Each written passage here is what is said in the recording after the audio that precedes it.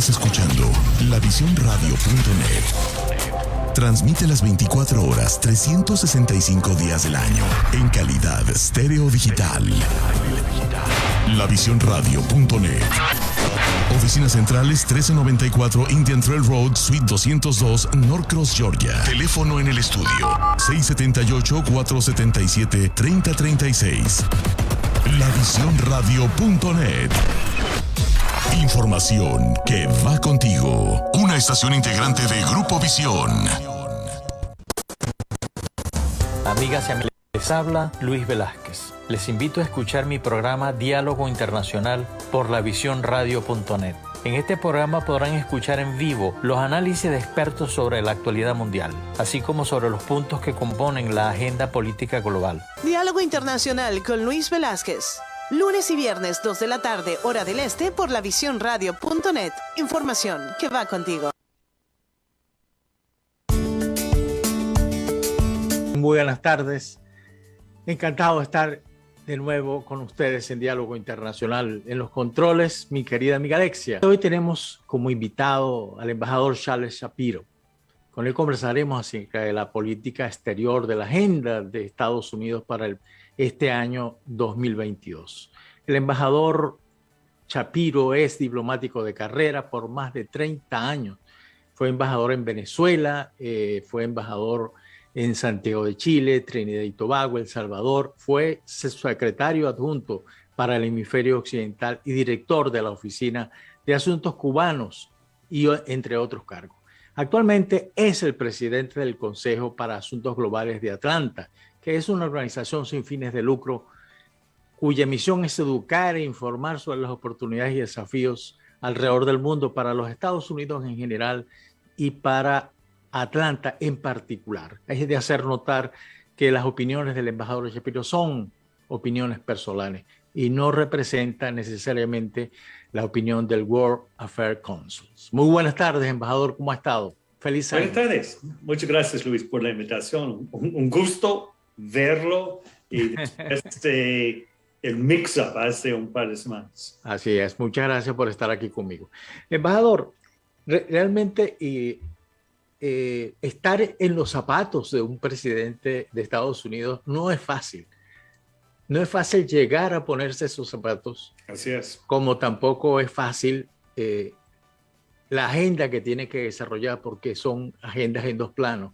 Una agenda nacional que en el caso de Estados Unidos no es fácil tampoco. Es muy complicada. Es un país muy grande. Es un país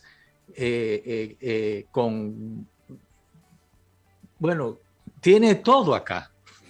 Sí. Es un país impresionantemente completo. Con más de 330 millones. Así es, y eso no es fácil. Sí, así es, un territorio continental. Así es. Y la agenda internacional, por ser una potencia, la primera potencia mundial, es pero completamente difícil, porque hay que mantener los equilibrios con los socios tradicionales, no solamente con los socios políticos, sino también con los socios comerciales, pero también mantener aquellas cosas que fueron creadas después de la Segunda Guerra Mundial. Es por ello que quisiéramos hablar sobre la agenda de política exterior de los Estados Unidos para este año, que hace muy poco comenzó. Sobre todo que se inicia o continúa conflictos como por ejemplo el de Ucrania, grave y delicado que es ese conflicto. Y hoy se estaban reuniendo Estados Unidos y Rusia para buscarle una solución a ese problema. ¿Qué opina usted de esa agenda, embajador? Esa es de todo, pues. Gracias por la pregunta tan precisa. No, fíjese que parte del problema es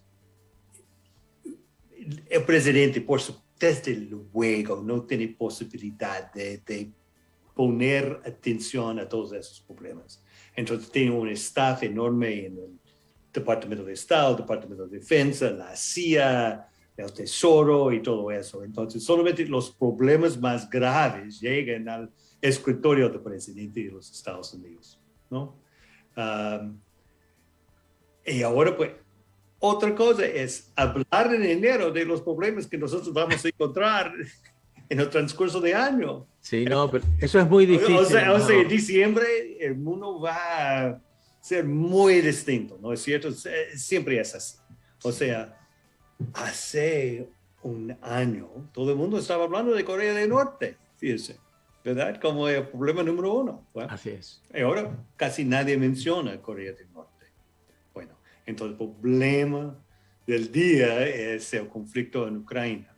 Y ahora pues el subsecretario de Estado, el Deputy Secretary of State, el número 2, la señora Wendy Sherman, está en Ginebra con Lavrov, quien es el canciller, el ministro de Relaciones de Rusia.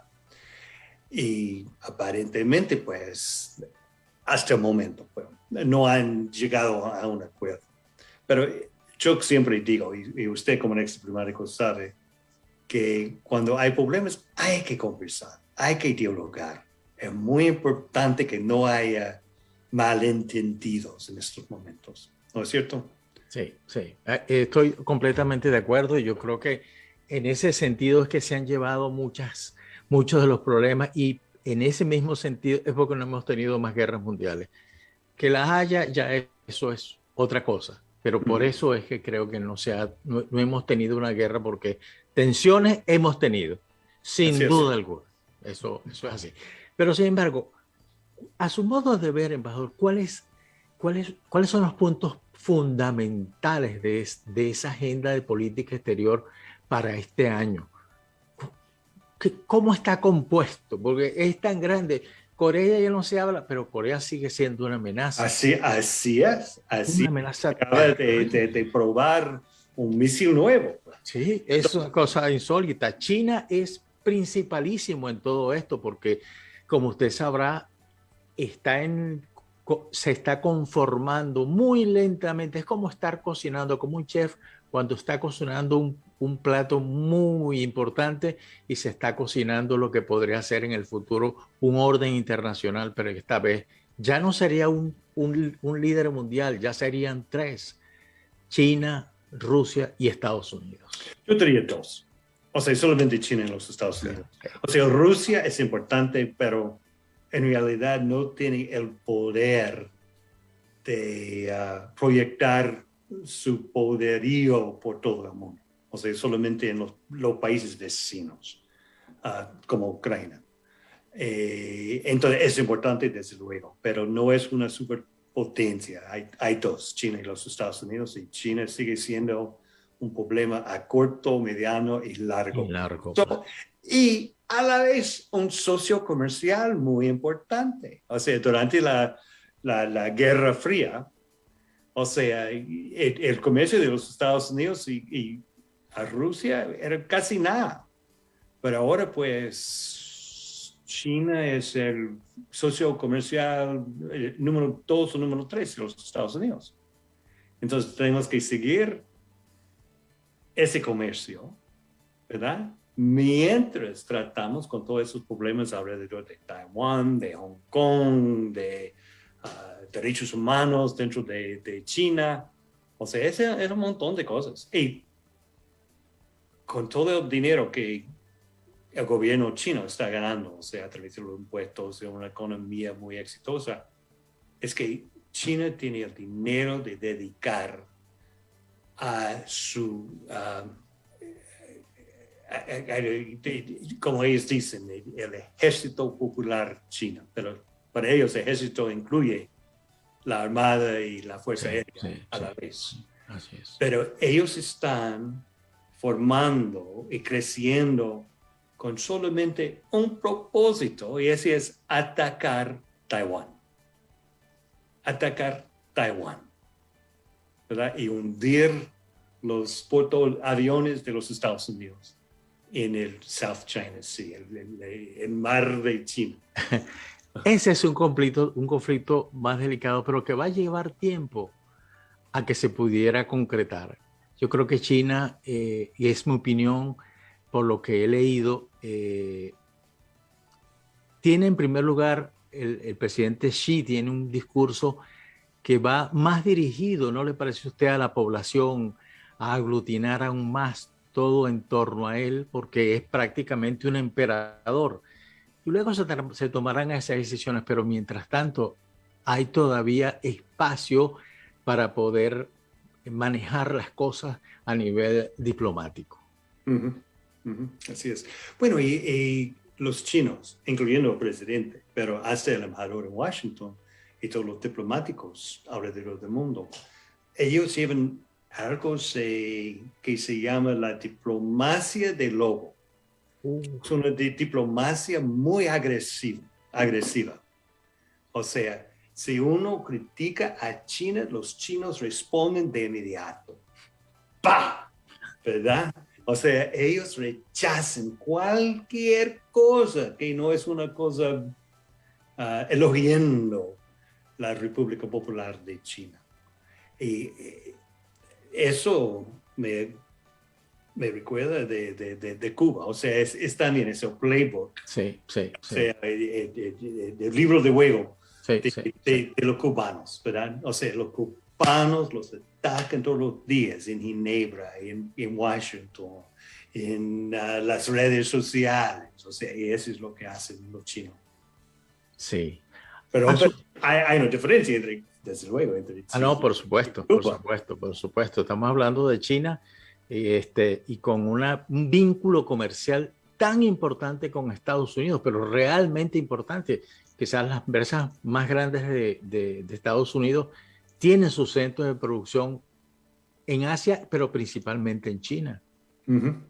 Así es. Y eso es importante, por eso le digo, ser presidente de los Estados Unidos no es nada sencillo. Y usted solamente mencionó países y no temas como el cambio climático, como... Pero es que usted sabe que... o sea, lo que tiene con la seguridad cibernética. Sí, hay esa es otros parte de la problemas gente. también que son Claro. problemas internacionales. O sea, las redes de abasteceo alrededor del mundo donde hay tantos problemas. O sea, Claro. por todo el mundo, que lleva a una inflación Enorme, que la sentimos. no solamente en los Estados Unidos, sino en todo el mundo. En todo el mundo, así es. Embajador, permítanos irnos a la primera pausa. ¿Cómo no? Y ya regresamos, estamos conversando con el embajador Charles Shapiro acerca de la agenda internacional de Estados Unidos para el año 2022.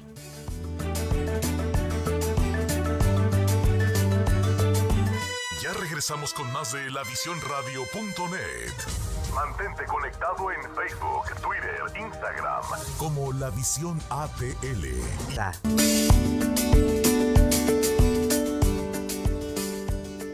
Estamos de regreso en Diálogo Internacional. Estamos conversando con el embajador Charles Shapiro acerca de la agenda internacional de Estados Unidos para el año 2022. Usted tiene razón. Eso, hemos hablado de países, pero no hemos hablado de temas. Pero quisiera que habláramos, embajador, a su juicio, para el año 2022, ¿cuáles serían los temas más importantes para la agenda de política exterior de Estados Unidos? Partiendo de que es una agenda y que lo hemos notado, porque no es tan difícil saber que acá las decisiones son decisiones de Estado, políticas de Estado que permanecen en el tiempo. Bueno, o sea, los temas más... Yo siempre digo que el tema más importante es la democracia, pero por primera vez tengo que admitirse, no estamos hablando de la democracia fuera de los Estados Unidos, Claro. sino dentro de los Estados Unidos también. Y acabamos de reconocer el primer aniversario del autogolpe fallido. Así es. Estoy de acuerdo con usted. Entonces, nuestra habilidad de hablar en Nicaragua, en Cuba, en Ucrania, en Bielorrusia, o sea donde sea. Después de esa tragedia de hace un año, se ha disminuido bastante. Entonces tenemos que cuidar nuestra democracia también. O sea, no solamente, o sea, como los latinoamericanos saben, nosotros, los norteamericanos, los gringos, nos encanta dar consejos a ustedes, ¿verdad? Ahora tenemos que escuchar nuestro propio consejo, pero dentro de los Estados Unidos, en vez de dar lecciones a los demás. Sí. Yo le digo, yo le entiendo y usted tiene absolutamente razón.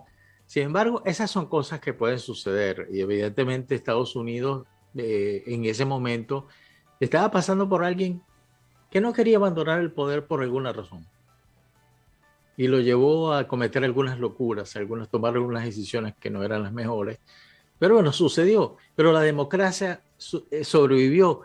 Y yo decía hace poco, las instituciones de Estados Unidos son instituciones, no tienen pies de barro. Las instituciones son sólidas. Ojalá que tengan la razón, ¿verdad? Ojalá.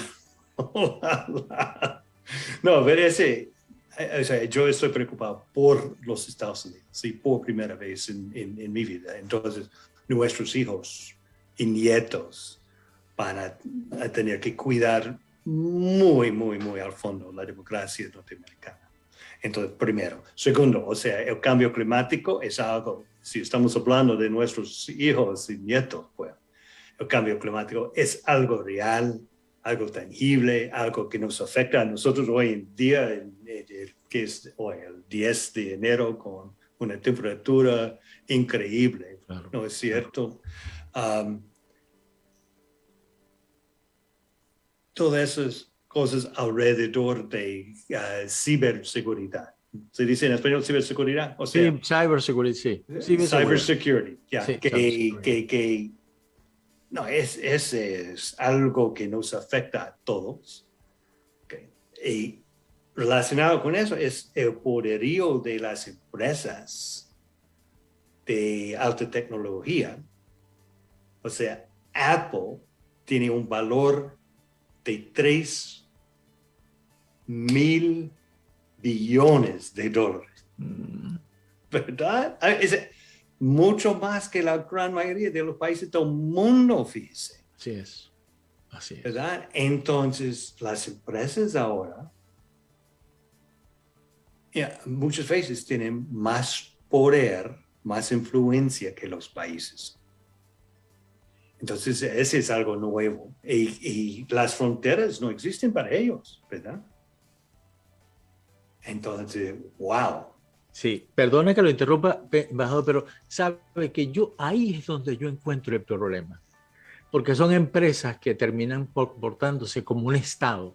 Y eso sí es un problema para las instituciones de un país. Ya. Para los Estados Unidos, o sea, uno de los errores que nosotros cometimos todos los años es ignorar a México y a Canadá, nuestros socios más importantes, nuestros amigos más cercanos, nuestros aliados más aliados que hay, y sea un presidente demócrata o republicano, no importa, nosotros siempre ignoramos a los canadienses y a los mexicanos. Okay. La India. Si estamos hablando de China, tenemos que prestar atención a la India para contrabalancear a China. Y es algo donde critico a la administración Biden, porque yo creo que Trump, Obama, Bush y Clinton hicieron más con la India que la administración Biden, ¿verdad? La India está a punto de iniciar una relación estratégica con los Estados Unidos, o sea, una relación muy cercana con los Estados Unidos. Porque, por supuesto, China y India son vecinos, y los hindúes tienen mucho problema con los chinos. Absolutamente. Esa es una oportunidad para nosotros, ¿verdad? Y hablando de América Latina, ¿verdad? O sea, elecciones este año en Costa Rica, Colombia, Brasil, ¿verdad? Con 210 millones de habitantes, Brasil, ¿verdad? Y hay posibilidad en México de que el presidente renueve su mandato a través de una maniobra constitucional que yo no entiendo para nada. Y los chilenos, ¿verdad? O sea, que tiene una constituyente que está negociando una constitución nueva y ellos van a tener que aprobar la constitución nueva a través de un referéndum. Entonces, todo eso es importantísimo. Y para cumplir el panorama, o sea, el presidente de Cuba hoy en día, ¿sabe dónde es? ¿Dónde está? Está en Managua, o sea, acaba de llegar en Managua para la toma de posesión del presidente Daniel Ortega después de elecciones chinas. Sí. Maduro también está en estos momentos allá y también el presidente de Bolivia. Ya, bueno, entonces ese es un problema para todos nosotros. Hay un rayo de esperanza. Esas son las elecciones de ayer en Barinas, el estado de Barinas en Venezuela, donde la oposición ganó la gobernación. Así es. Pero no hay que olvidar que la estrategia que siempre han usado ellos, y eso viene desde el gobierno de Chávez, cuando ganaba una persona alguna gobernación o alguna alcaldía, pues le nombraban un protector, que era el que asumía realmente los poderes de facto, y el gobernador quedaba como un florero, básicamente, y eso no me extraña que suceda eso precisamente en la tierra del líder de la revolución del siglo XXI. No me extraña, y eso que el estado natal. Así es. Ahora, me gustaría que habláramos de dos o tres cosas que me parecen importantes y que ya usted las tocó. Yo, revisando, las lecturas que yo hago están prediciendo que uno de los mayores problemas que va a tener el mundo precisamente es un tema que usted tocó, que es los cyberattacks, los ataques cibernéticos, que van a ser mayores en este año 2022, por alguna razón que desconozco en todo caso por qué tiene que ser así, pero me imagino que es un poco ayudado porque las tecnologías, es decir, puede haber coronavirus, pero las investigaciones científicas continuaron y cada día se mejora más la comunicación a través de las redes de internet o a través de la red oscura, que es precisamente donde se hacen todas estas cosas. Así es. No, y ese es algo que, bueno, hace 20 años, hace 15 años, nadie concibió de un ransomware attack, o sea, un ataque a la ciudad de Atlanta, Georgia, a los hospitales de tal ciudad, a la empresa de carne más grande de los Estados Unidos, al oleoducto que lleva el petróleo a la costa oeste de los Estados Unidos. O sea, estamos hablando de los Estados Unidos, sí, pero ese fue alrededor del mundo. Y a veces ayudado por gobiernos, por estados extranjeros, pero a veces no, o sea, solamente por criminales muy inteligentes. Y ayudado por cryptocurrency, ¿verdad? Por las criptomonedas. Gracias. Criptomonedas, o sea, la posibilidad de pagar sin usar la moneda nacional de un país, ¿verdad? Donde hay muy difícil seguir las pistas hasta el originario.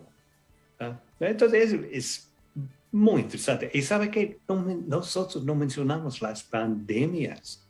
Además, que eso ha hecho que ha paralizado la economía mundial. Y que complica los demás. Complica todo lo demás, que eso es muy importante. En el caso de Europa, que usted tampoco ha mencionado, Europa, el aliado tradicional por excelencia de Estados Unidos, lo que conformaron el gran paraguas de defensa con Estados Unidos después de la Segunda Guerra Mundial, ¿cuáles son las prioridades ahí? ¿Cómo ve usted que serán las relaciones con un nuevo gobierno europeo, como ya la Merkel se fue, muchas cosas cambiaron. El compromiso de la Merkel era realmente europeo y con un vínculo muy estrecho, no solamente con el resto de los jefes de Estado que la respetaban mucho, sino con Estados Unidos también, con algunas diferencias con el expresidente Trump, pero estaba ahí. ¿Cómo está viendo usted que se va a desarrollar ese vínculo en este año, con un nuevo gobierno alemán? Bueno, otra cosa que no mencionó usted es que con el viraje de los Estados Unidos hacia Asia, ¿verdad? O sea, nosotros no vamos a tener tanto bandwidth, tanta atención para Europa. Entonces, ese hace el papel de Alemania mucho más importante como el líder de la Unión Europea. Entonces, el nuevo canciller va a ser cada año más y más y más importante porque Alemania tiene que liderar la Unión Europea. Y algo también porque el Reino Unido salió, la Gran Bretaña salió de la Unión Europea, ¿verdad? Sí. Entonces, Alemania es el líder. Sí. Embajador, permítanos que vayamos a una nueva pausa y ya regresamos con este tema de Europa, que yo le tengo algunas cosas que decir al respecto. Vamos a una pausa, estamos conversando con el embajador Charles Shapiro acerca de la agenda internacional de Estados Unidos en el año 2022.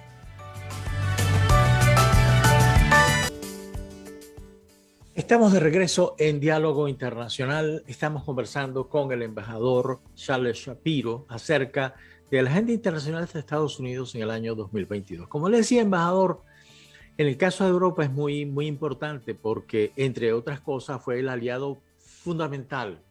Y después de la Segunda Guerra Mundial, después de lo que sucedió en Hiroshima y Nagasaki, fue, creo que, la plataforma que lanzó a Estados Unidos a ser el pilar fundamental del mundo. Y ahora las cosas han ido cambiando por razones económicas, por razones políticas, es decir, por miles de razones que pasan. Sin embargo, Europa siempre ha estado ahí. Y hoy, por ejemplo, se realizó una reunión en Ginebra, como usted bien lo señaló, pero Europa no estaba, y ese es un problema europeo. Entonces, mi pregunta tiene que ver, se realiza esta reunión, Europa siempre seguirá siendo una prioridad en la política exterior de Estados Unidos. ¿Por qué no está Europa? ¿Qué pasó?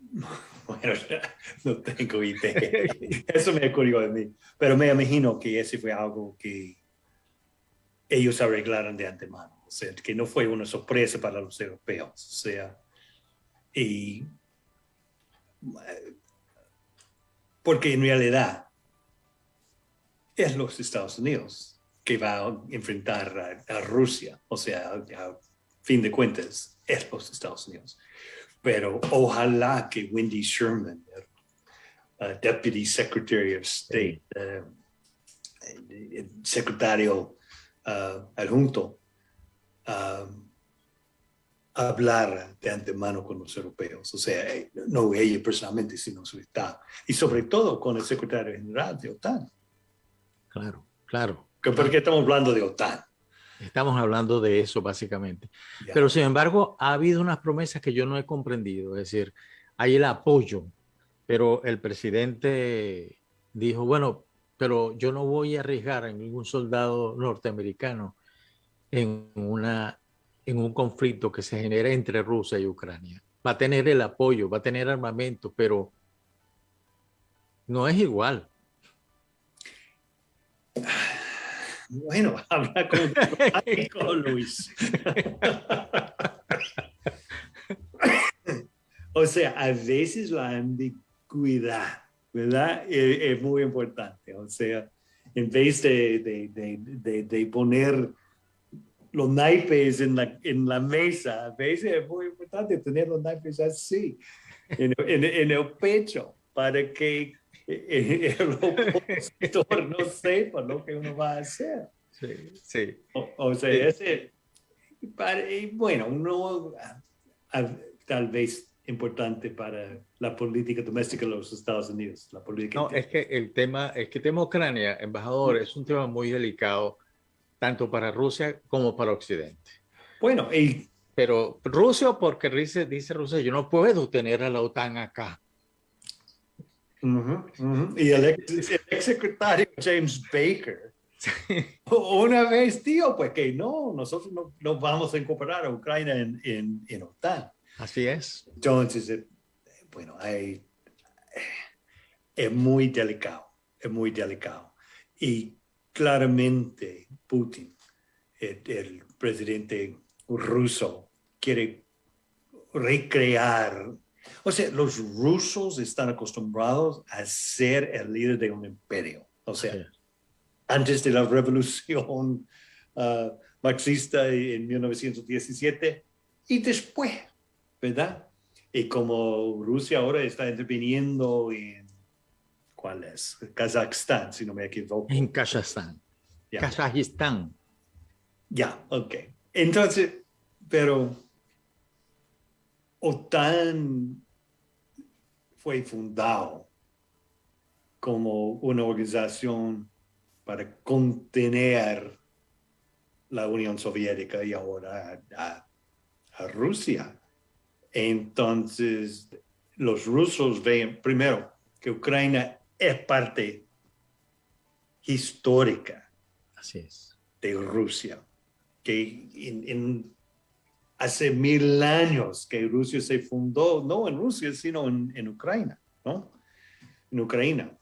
Entonces, para ellos ven a Ucrania como parte histórica de Rusia. Entonces, una independencia, está bien, pero una independencia con límites. Yo siempre he dicho que los ucranianos deben mandar una delegación a Helsinki para hablar con los finlandeses, ¿no es cierto? Que ellos encontraron la manera de existir Claro. en la frontera con Rusia, pero muy independientes de Rusia. Sí. ¿No es cierto? Y ellos acaban de comprar 35 aviones cazadores de los Estados Unidos, F-35, ¿verdad? O sea, los aviones más avanzados. Entonces, es algo por ahí que donde Ucrania tiene que buscar la pista adelante. Claro. En eso tiene razón, sobre todo Finlandia es un país que mantiene buenas relaciones. Son vecinos distantes, conviven, que eso es lo importante, y nunca se ha visto las declaraciones del canciller finlandés o en contra de Rusia o del ruso en contra de Finlandia. Es una relación bastante increíble. Creo que acá es un poco distinto por el sentido de pertenencia que tienen los rusos con el tema de Ucrania. Pero particularmente hay una cosa que yo he notado, es que es difícil que la personalidad del jefe de Estado no tome preponderancia en algunos casos, y ese es el caso precisamente del zar ruso, que tiene un comportamiento muy particular, tiene una historia mucho más particular además, y que el establishment ruso todavía sigue pensando en esa Rusia que fue la cortina de hierro y todo eso, y eso daña la convivencia con el mundo. Bueno, la economía rusa es un poquito más pequeña que la economía de Italia. Más grande que España, más pequeña que Italia, ¿verdad? Así es. Entonces, ese para los rusos, para el presidente ruso, o sea, tiene que ser un desafío muy, muy grande, o sea, para dar los beneficios a los ciudadanos rusos, ¿verdad? Y cómo proyectar su poder fuera de los países vecinos. Como usted como venezolano sabe que los rusos como 2 veces al año mandan un barco a Venezuela 2 veces al año, pues ese no es nada, o sea, y aviones de vez en cuando, pero... Y tienen una pequeña base en la frontera de Venezuela con Colombia. Ya. No, ellos son difíciles y de alguna manera es lo que usted dice, los rusos no quieren abandonar esa posición que tuvieron como imperio y eso va a ser muy difícil porque también depende de la personalidad. Esas son cosas que yo me atrevo a decir que no pasaban justo con cuando los primeros gobernantes, cuando la perestroika, o sea, había una visión de convivencia, había una visión de democracia que eso se perdió. Así es. Y yo diría que, por supuesto, nosotros tenemos algo de la culpa por no proceder con más prudencia hacia Rusia, ¿verdad?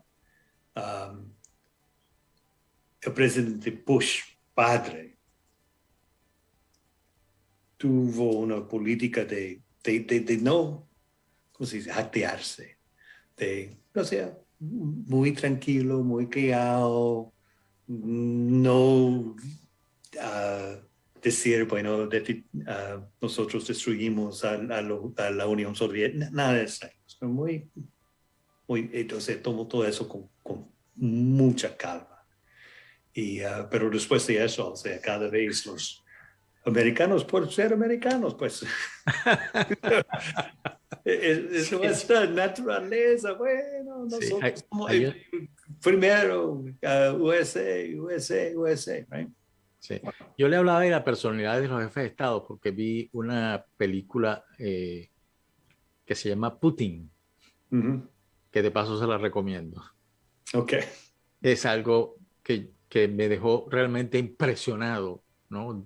Porque ahí describe y se ve la personalidad de un jefe de Estado y cómo eso tiene una influencia notable en las relaciones del país con el resto del mundo.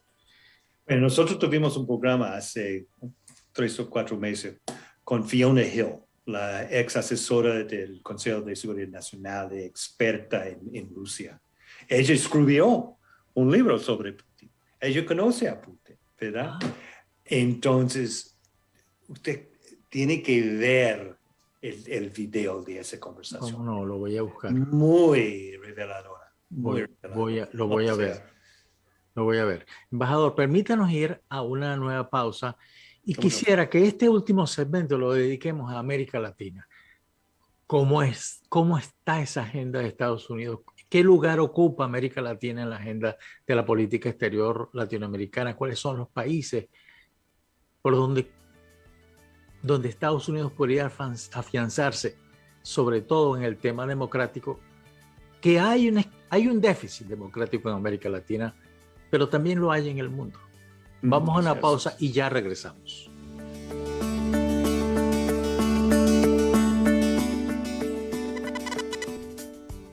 Estamos de regreso en Diálogo Internacional. Estamos conversando con el embajador Charles Shapiro acerca de la agenda de política internacional de Estados Unidos en el año 2022. Embajador, como le dije, me gustaría que habláramos de América Latina, de la agenda de Estados Unidos, pero ¿qué lugar ocupa América Latina en esa agenda? A la luz de lo siguiente, que ya usted lo mencionó directamente, hay un gobierno chileno que es una economía que ha sido para América Latina un orgullo, una economía importante, un gobierno de izquierda. Hoy precisamente vi la entrevista que le hicieron a la que sería la asesora económica del presidente, del nuevo presidente chileno, una señora que se llama Stephanie Griffith, que yo creo que debió haber nacido aquí en Estados Unidos, con un currículum impresionante realmente.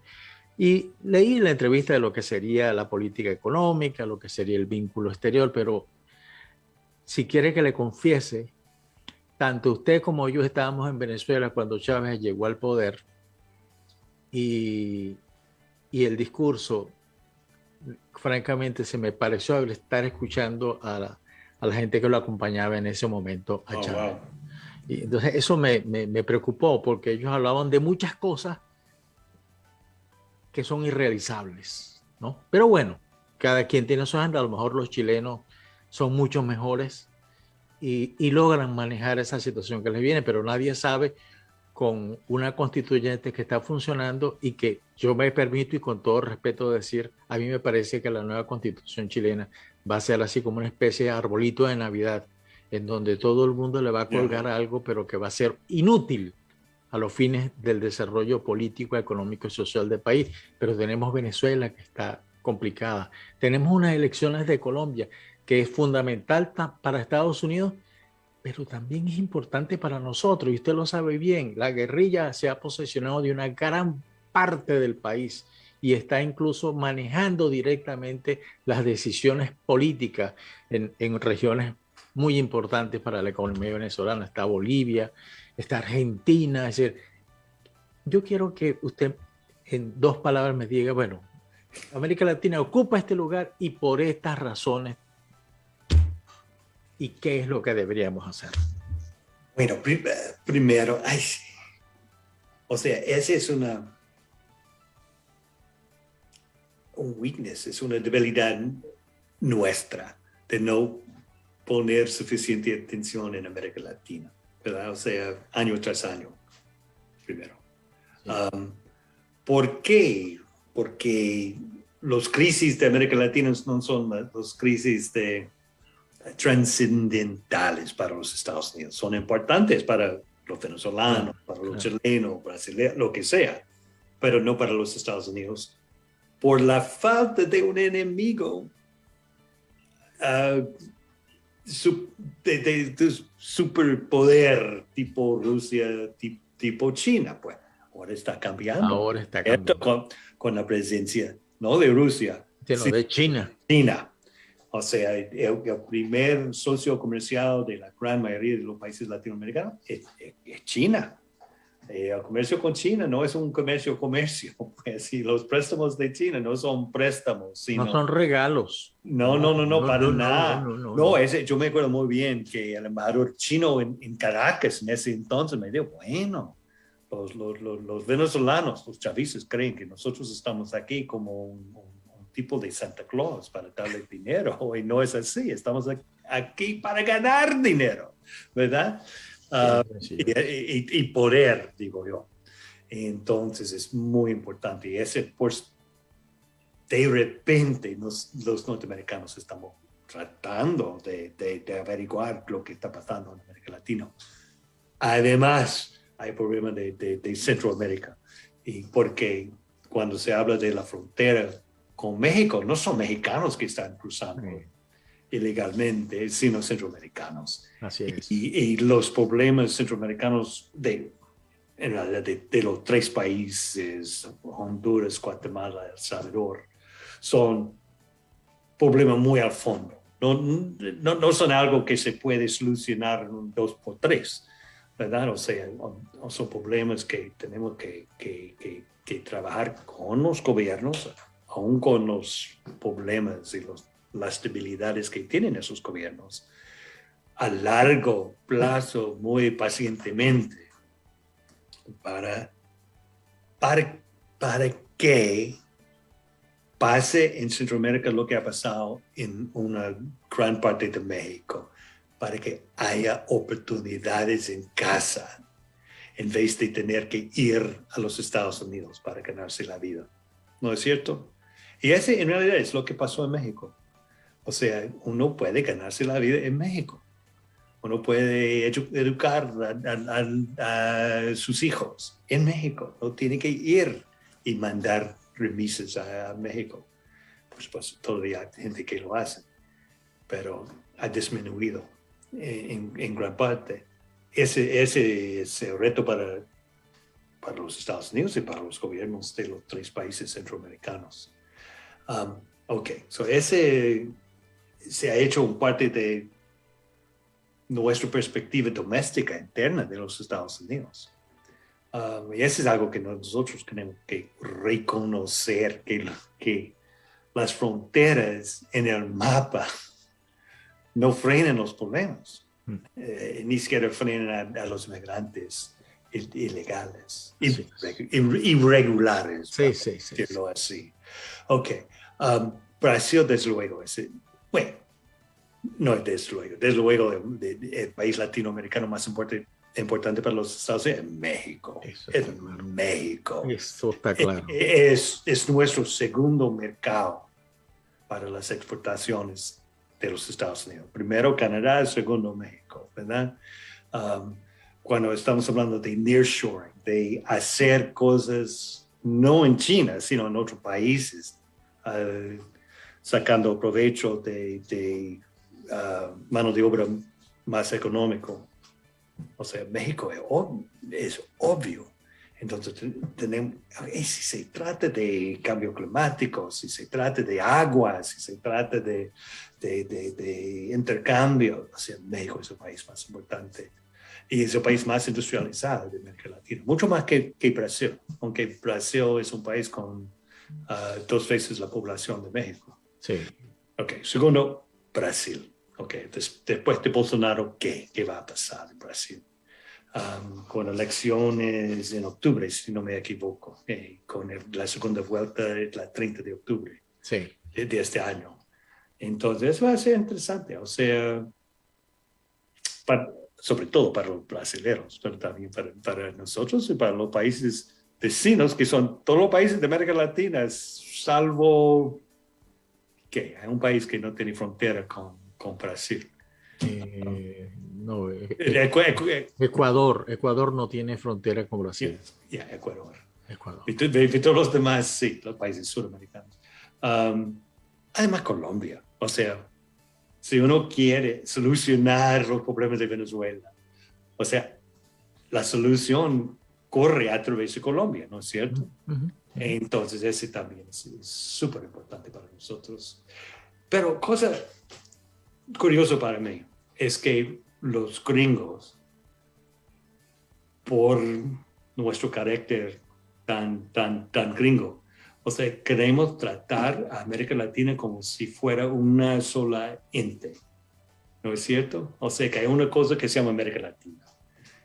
Y yo digo que las elecciones en Honduras y las elecciones en Brasil tienen muy poco que ver, ¿verdad?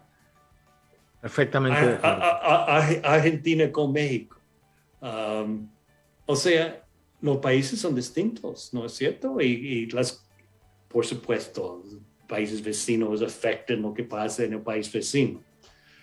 Pero los argentinos votan por razones que tienen que ver con Argentina y no con hay una hoja de la izquierda o de la derecha, sino por las cosas que pasan en Argentina. Igual en Chile. Usted mencionó Chile, o sea, muy a fondo. Sí. Hay una tensión entre hacer crecer la economía y hacer llegar a los ciudadanos los beneficios de esa economía y de buena gobernanza.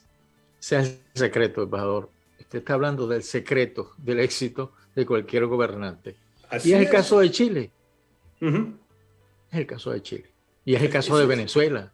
O sea, Chile es el país que más ha reducido la pobreza. Yo pedí a Hugo Chávez, al presidente Chávez, que por favor, que fuera a Chile para estudiar Chile. Ella me dijo, no, para nada, no. Nosotros no tenemos que estudiar en el caso de Chile. No. Y ahí tenemos. Así es. Y ahí tenemos un 70% de la población viviendo en miseria. Uh-huh, uh-huh. Que haya una democracia de pobreza, ¿no? Sí. Y hay otro, a nivel general uno ve que el color de América Latina se está cubriendo un poquito más de rojo. Cada vez es más rojo, lo cual por alguna razón lleva a que las instituciones comiencen a agrietarse porque no dan respuesta y porque el régimen presidencialista tiende a ser muy fuerte, muy fuerte, y se decide hasta la compra de una caja de lápices en la administración. Por ahí pasan las cosas, embajador. Bueno, y parte del reto es que los presidentes normalmente tienen, un término de 4 años, ¿verdad? En sí. México un poquito más largo. Pero implementar una política hoy y ver los resultados toma más que 4 años. Así es. ¿Verdad? Entonces, todos los gobiernos, inclusive en los Estados Unidos, operan a corto plazo. Pero los problemas requieren una solución a largo plazo. Así es. Así es. Y yo siempre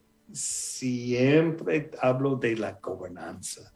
O sea, ese es importante. O sea, la buena gobernanza, de entregar a nuestros ciudadanos los beneficios de las políticas. Así es. Y ese es difícil y ese fue el problema en Chile.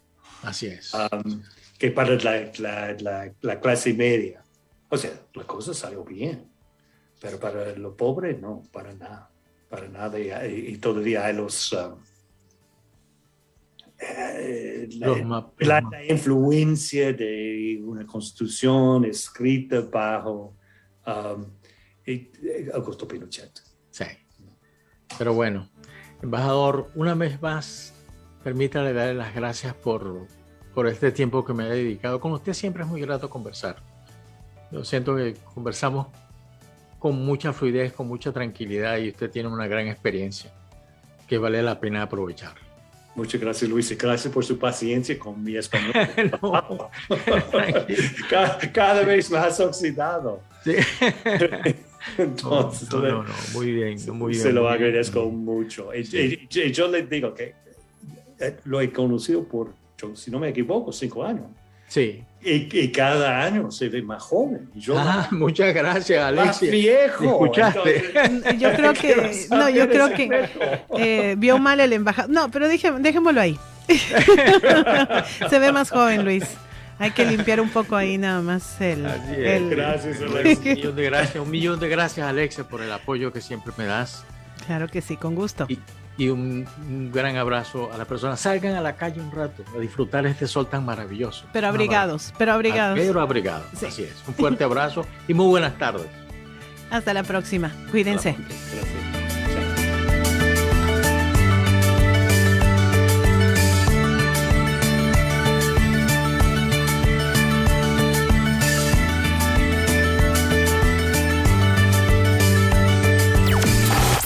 Estás escuchando La Visión Radio.